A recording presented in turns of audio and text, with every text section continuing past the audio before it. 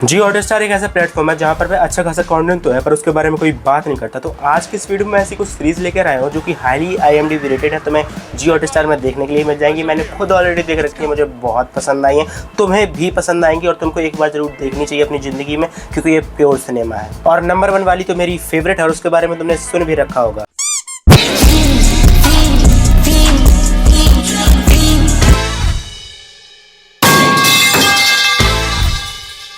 Number 5 Altered carbon. जब तुम इस सीरीज को देखना स्टार्ट करोगे तब तुम्हें ये सीरीज थोड़ा पसंद आने लग जाएगी। इस सीरीज की IMDb रेटिंग 7.1 है। इसको IMDb से बिल्कुल भी जज मत करना। जब तुम इसको देखना स्टार्ट करोगे तब तुम्हें इसको देखने में थोड़ा मतलब पसंद आने लग जाएगी, ये मज़ा आने लग जाएगा। इसमें एक फैक्ट वाली बात भी तुम्हें बता दूँ, इसमें एक इंडियन एक्टर है, तुम उसे कमेंट में बता सकते हो, मैं तुम्हें ज़्यादा स्पॉइलर नहीं दूंगा।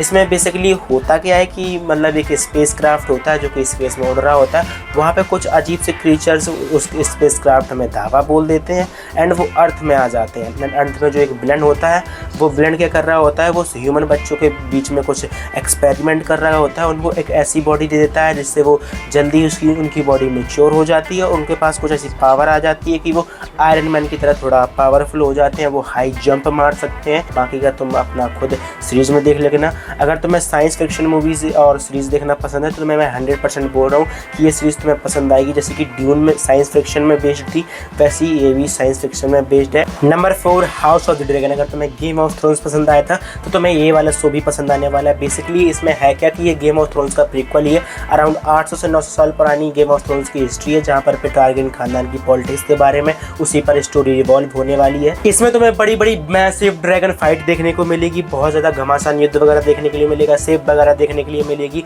पॉलिटिक्स देखने के लिए मिलेगी, टारगेरियन खानदान के बारे में जानने को मिलेगा किस तरीके से उन लोगों ने अपने सारे ही ड्रैगन्स को मरवा डाला आपस में ही लड़के। एंड अगर अभी तुमने गेम ऑफ थ्रोन्स नहीं देखा हो तो सबसे पहले तुम्हें हाउस ऑफ द ड्रैगन देखना, उसके बाद में गेम ऑफ थ्रोन्स देखना। तुम्हें ऐसा एक्सपीरियंस होगा कि तुम उस एक्सपीरियंस से दोबारा जिंदगी लेकर के जीना चाहोगे। ऐसी फैंटेसी तुम्हें देखने के लिए मिलेगी जिसके बारे में तुम कभी भूल नहीं पाओगे। इस सीरीज के 2 सीजन आ चुके हैं। पहला सीजन बिल्कुल मास्टरपीस था, दूसरा सीजन थोड़ा ठीक ठाक नहीं था। जो बुक के राइटर है वो थोड़ा डायरेक्टर से खफा थे क्योंकि उसने थोड़ा स्टोरी वगैरह को अच्छे से कनेक्ट नहीं किया था, थोड़ा प्लॉट होल्स वगैरह छोड़ दिए थे। एंड तीसरा सीजन फाइनली मिड जून से आने वाला है, इसी महीने से आने वाला है। एंड तुम पहले और दूसरा सीजन देख करके निपटा सकते हो, तीसरा सीजन भी इसी महीने से देख सकते हो। पहले ही बता दूं, इस सीरीज में तुम्हें प्योर हीरो कैरेक्टर मिलेगा ना प्योर विलन कैरेक्टर मिलेगा। सारे ही कैरेक्टर ग्रे हैं, सारे ही कैरेक्टर अच्छा काम भी करते हैं, सारे ही कैरेक्टर बुरा काम भी करते हैं। वो अपने POV से बहुत अच्छा भी कर रहे हैं और बहुत बुरा भी कर रहे हैं। उनके हिसाब से जो वो कर रहे हैं उनके लिए बिल्कुल सही काम कर रहे हैं। अगर तुम अपने दिमाग लगाकर भी देखोगे तो तुम्हें सारे कैरेक्टर पॉइंट ऑफ व्यू से सब सही लगेंगे।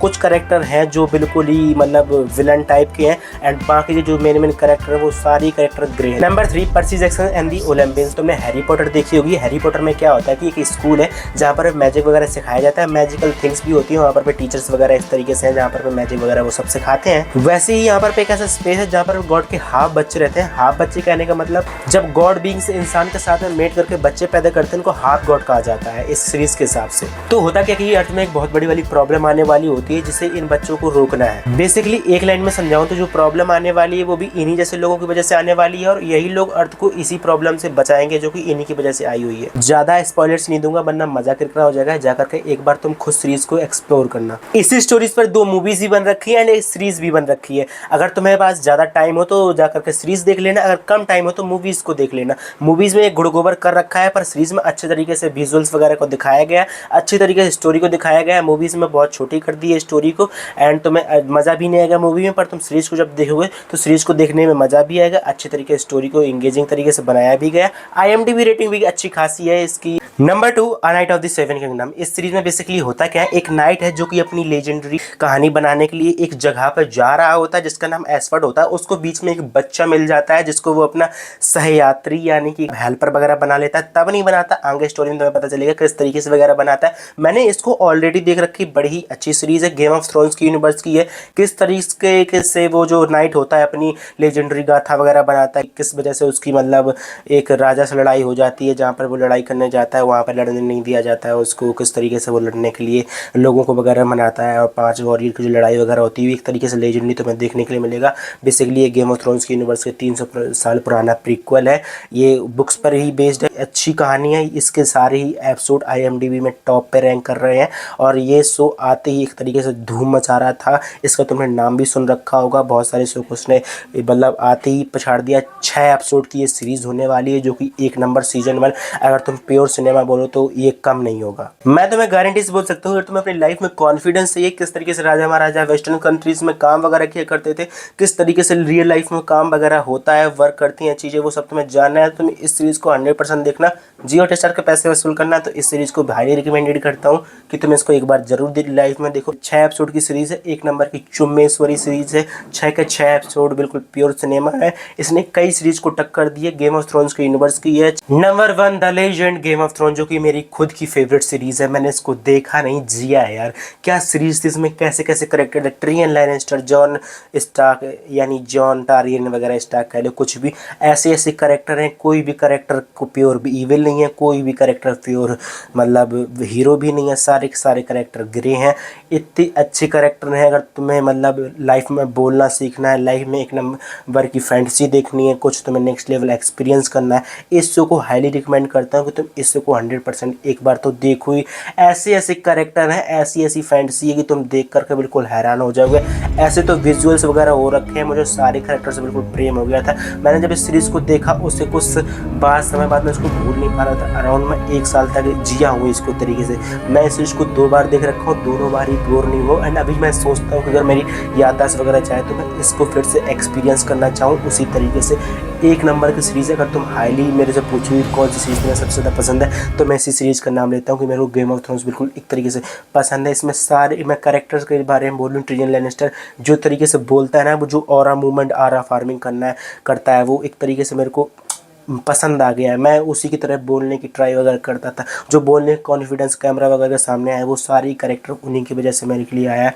उसमें सब पॉलिटिक्स वगैरह 1 नंबर की दिखाई गई है, 1 नंबर की मिस्ट्री वगैरह सब कुछ दिखाया गया है। उसमें जिस तरीके से फैंटेसी को बिल्ड वगैरह किया गया है, एक तरीके से जो नाइट किंग वगैरह सब कुछ होता है, वो क्या ही है यार, किस तरीके से लिखा गया है, किस तरीके से बिल्ड गया है। कई सारे लोग कहते हैं कि इसका 8वां सीजन बड़ा ही बेकार गया था। मैं तुमसे कहूँगा ठीक ठाक है भाई, अच्छा है, तुम एक बार देखना स्टार्ट करो, तुम इसको भूल नहीं पाओगे। क्या ही सीरीज़ है। तो सब कोई ऐसी बकवास करते हैं, तुम लोगों ने कई बार इग्नोर किया हुआ। जियो हॉटस्टार में पैसे वसूल करो। ऐसी सीरीज़ है कि जियो हॉटस्टार में अगर तुमने 100 रुपये किए होंगे तो तुमने 10,000 की सीरीज़ देख ली। एक तरीके से मैं ऐसे ही बोल रहा हूँ, इस सीरीज़ को अपनी ज़िंदगी में एक बार देख लेना, वरना तुम्हारी ज़िंदगी बिल्कुल बर्बाद है। अगर तुम 1 नंबर के अगर तुम सिनेफाइल हो तो एक बार इसको 100% देखना, मेरे रिकमेंडेशन से देखना। मैं तुमसे बोल रहा हूँ, इस सीरीज़ को देखने वाले तुम बिल्कुल भी रिग्रेट नहीं करने वाले हो, बिल्कुल भी रिग्रेट नहीं करने वाले हो। इतनी अच्छी सीरीज़ है यार।